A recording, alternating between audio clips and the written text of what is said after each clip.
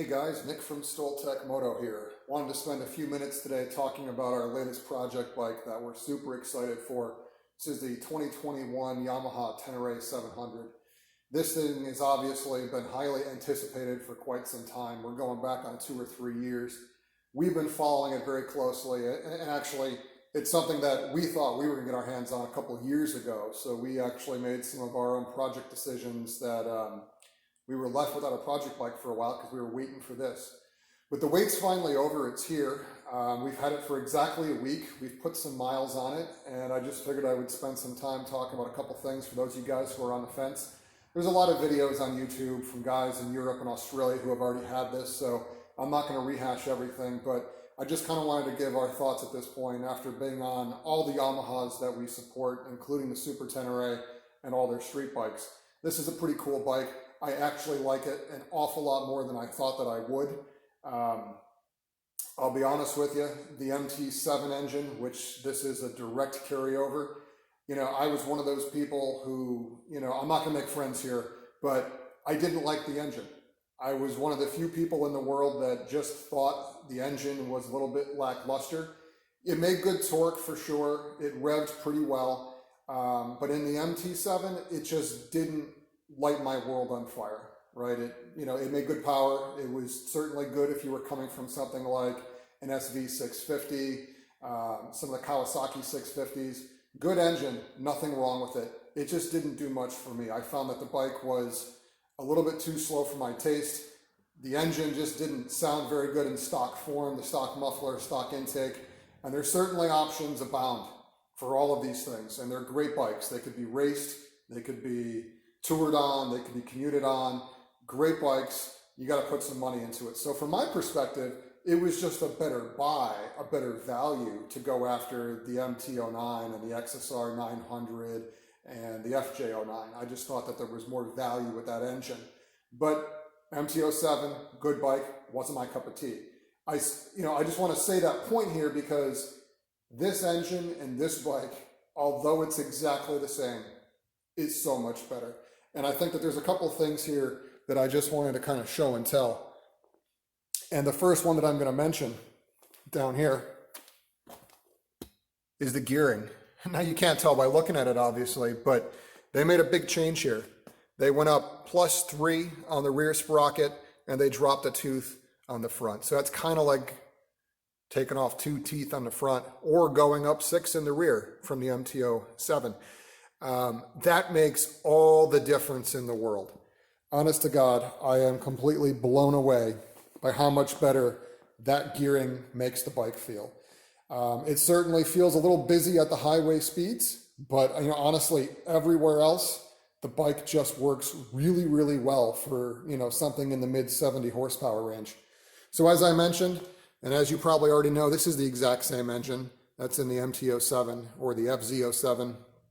Same cases, same covers, same routing, same internals, right? So they changed the exhaust system and the intake, but everything else is directly from the MT07. So for those of you guys who love that engine, who love this engine, you're gonna feel at home here.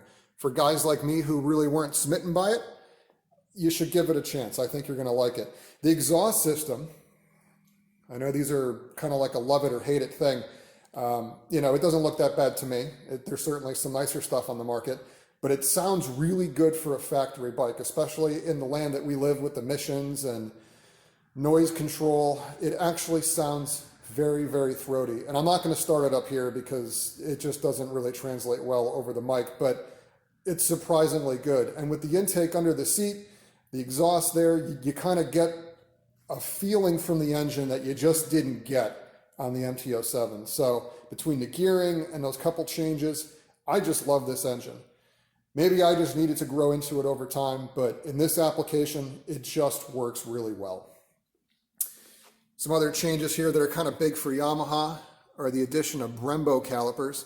They've been using Brembo master cylinders for quite some time now, but it's not very often that we see stuff on like the caliper end anyway, from Brembo. Usually they're Advics, which are very good calipers. These are the Brembos, front and rear. The jury's still out on them. The brakes are definitely one of the weaker areas on the bike. on the road, but that's pretty good when you're in the dirt or the gravel. It really never feels like you're going to overpower the front tire for traction. So I'm going to spend some more time with that. They're definitely not something that you would expect off of a sport bike, but it's not a sport bike. So probably not too terribly surprising. One of the things I did want to talk about were these tires.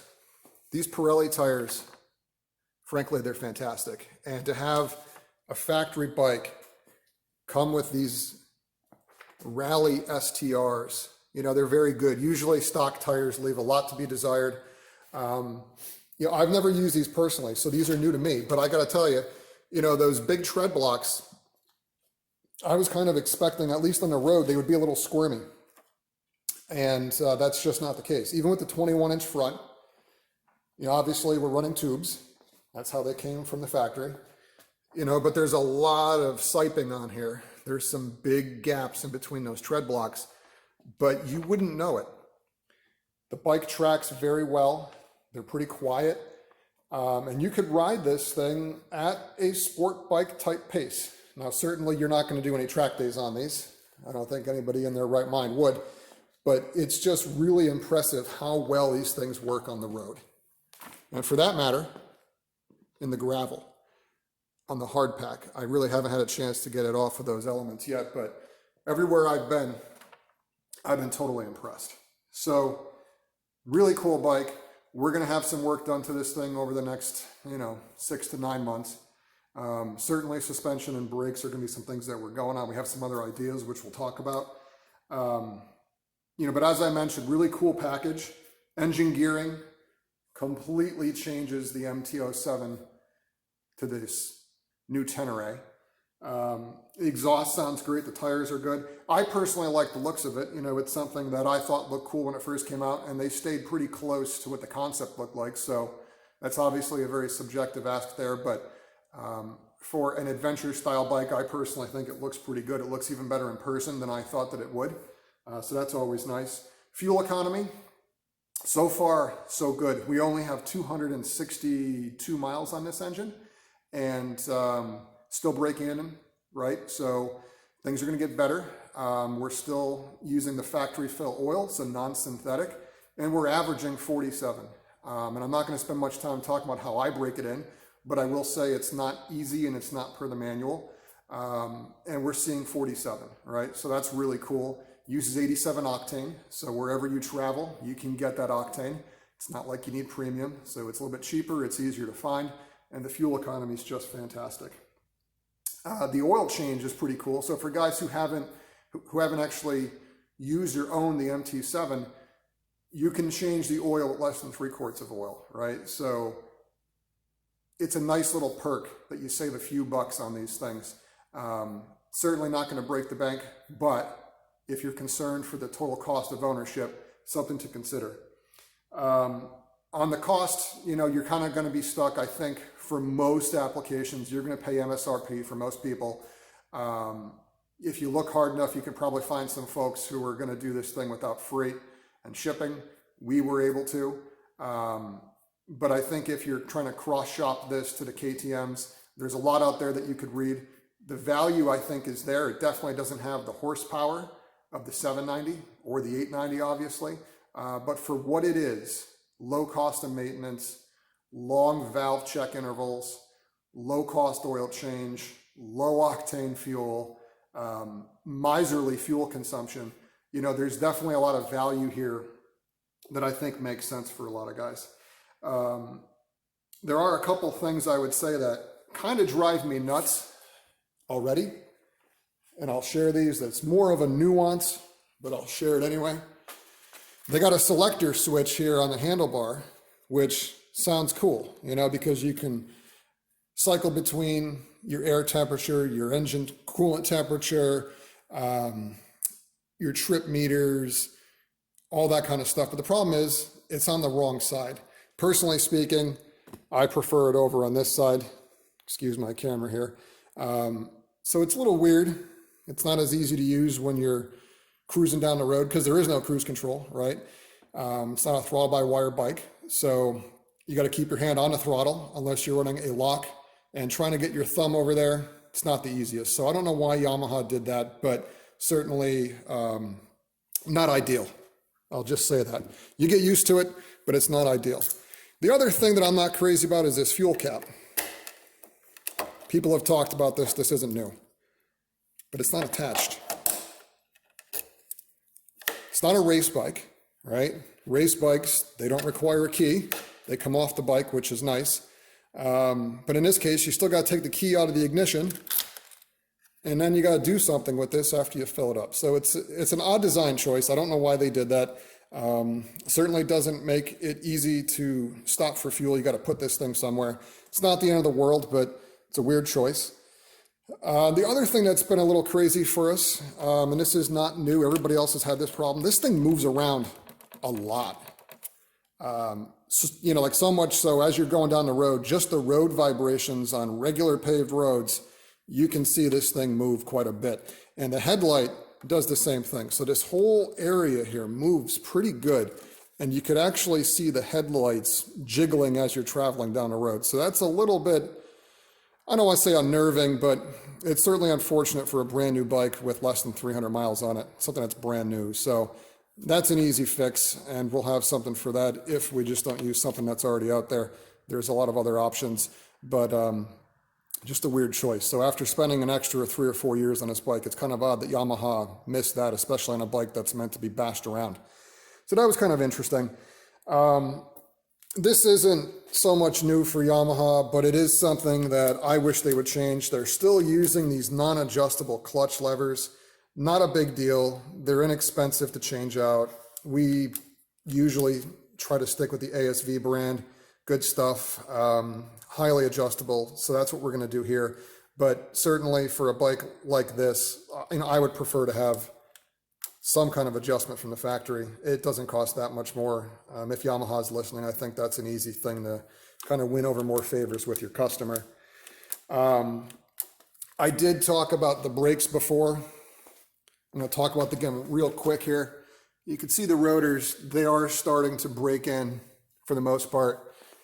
I got to tell you, you know, I've personally owned an awful lot of bikes for the business and my own side of things here. I've ridden so many other bikes of customers. Obviously, we do a lot of work on these things. I have never found a set of brakes so poor from the factory as these. They just took forever to break in. The rear brake, even now that it should be broken in, it looks like it is, it's still pretty wooden at this point. It certainly stops you down fine on the gravel, which is what you really need it to do, but there's not a lot of feel. And these things up front just took forever to break in. So between the new tires, new brake pads, new rotors, when you get these bikes, give it some time to break things in. There were a couple moments when I got an awful lot closer to the car that was ahead of me. So spend some time with those. They're breaking in pretty well at this point, but it's something that I would spend some more time on. The other thing that I'm going to mention here is the fork travel. There's a lot of talk out there about what is this suspension really set for? Is it meant for the road? Is it meant for a desert rip? Is it meant for rocks and roots or fire roads? And the answer is, I think it depends on what you need to do and what you want to have tuning-wise when you get this thing set up. The one thing that I find is that the rear shock is definitely pretty soft. It actually works very well from the factory. Certainly not the worst from Yamaha. I think the spring can be probably stiffened up quite a bit for some usage, but for general purpose riding, it's not the end of the world for somebody who's about 190 pounds like myself. The fork, it's weird. It's kind of, you know, it's still a soft spring, but it's harsh. And I guess technically the shock is a little harsh too. It's soft until it's not. And you can see that I'm not using all that travel. And that is just about doing a stoppie here a few times, trying to get the front forks to really compress. So there's going to be some work in here that we're going to do on fork springs and valving. Perhaps, like, you know, there's like the air gap there too that we have to consider. Haven't had these apart yet, so I don't know what's in there, but it's just kind of surprising. We have a lot of travel and the frost heaves are just not eating it up. The, you know, like rutted up road that we were on here not too far from home. It's pretty rutted, pretty potholed, and the bike rode pretty well, but it definitely can be a little plusher in certain parts. So depending on how you're ripping this thing If you're really cranking flat out in the desert over rocks and roots, if you're jumping the thing, you might need more spring. For guys who are not doing those things, but kind of doing the occasional fire road riding, which frankly is most of our customers, you might be after something different. So more to follow on that, but I found that to be a little interesting. The other thing that I wanted to mention here, beyond these ridiculous turn signals that Yamaha still gives us, they must have bought 1 million of these things because they still have them. It's the gear selector. Didn't have this problem with our MT7 project bike, but it doesn't like to downshift into first gear, actually into any gear if you're already stopped. You got to do some fancy clutch work. It does work, but it takes a little bit of finesse. So hopefully that starts to break itself in, but it's been a little cumbersome to downshift. You kind of have to do all your downshifting before you come to a stop. So anyway, not going to spend too much more time. We're excited about this bike. We got a bunch of things planned. If you're on the fence, go ride one if you can. I was so pleasantly surprised. It's a bike that I could see myself owning and using every day personally. I don't say that about most of the bikes. Kind of as I said, I've been on a lot over the years. My tastes have been kind of elevated. I'm spoiled, right? That's just what it comes down to. But this bike really is fun to ride on the road. Even with that low horsepower, the way that they geared it, the extra travel on the suspension, you kind of get that extra pitch when you're on the brakes, the extra pitch when you get on the gas. There's a lot of swing arm angle here. It just works really cool. It's a very fun bike to ride on the road. I'm not going to get too technical. There's not enough time here, but it's surprisingly fun. So I think if you're on the fence and you're kind of not sure how a 21-inch front might work on the road, if you're not sure if you do enough off-road riding, I can tell you that even just using on the road for commuting, for touring, it's a lot of fun. And there's obviously a great aftermarket there. It's Yamaha quality. It's really hard to lose. So certainly we'll give it some more time. This is a long-term test. If we come up with anything that's a problem or something that's not working to our expectations, you're going to hear about it here first. But for right now, man, we're just so thrilled to have it. So Yamaha, thank you for building this. Thank you for getting it to us. It's about time. We're going to be getting into this over the next couple months, so stay tuned. And if you have any questions, feel free to either reach out to us in the comments or through our website. Anyway, you guys ride safe. We'll talk soon.